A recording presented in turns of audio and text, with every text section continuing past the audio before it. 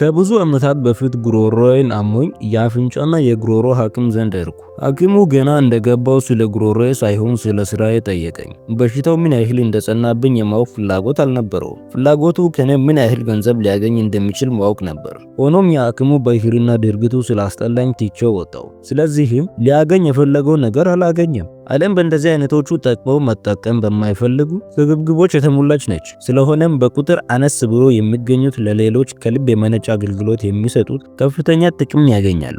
ብዙ ተወዳዳሪዎች የላቸውም። አንዲት ቁርስ አልበላም እያለች የምታስቸግር ልጅ የነበረችው ቤተሰብ ልጅቷን ቁርስ እንድትበላ ለማድረግ ትልቅ እንድትሆኝ እንፈልጋለን፣ እንድታድግልን እንፈልጋለን እያሉ ያባብሎስ ነበር። ሆኖም ልጅቷን በማስፈራራትና በማስገደድ ቁርስ እንድትበላ ተሞከረ። ይህ ድርጊት የባሰውን እንዳትበላ አደረጋት። ይህን ያየ የአባትየው ጓደኛ ወላጆቿን እንዲህ ሲል መከራቸው፣ እንዳያችሁት ካስገደዳችኋት ይበልጥ ትጠላዋለች። ስለዚህ ለምን ፍላጎት እንዲያድርበት አታደርጉም? የእናንተ ጥያቄ መሆን ያለበት እንዴት አድርገን ፍላጎት እንዲያድርበት ማድረግ እንችላለን የሚል ነው። ይህን የሰማው ቤተሰብ ምክሩን በስራ ላይ ለማዋል የልጅቷን ባህሪ አጠና።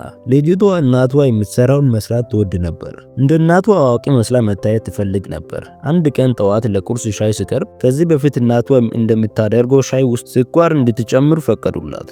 ዳቦም ቀረበ።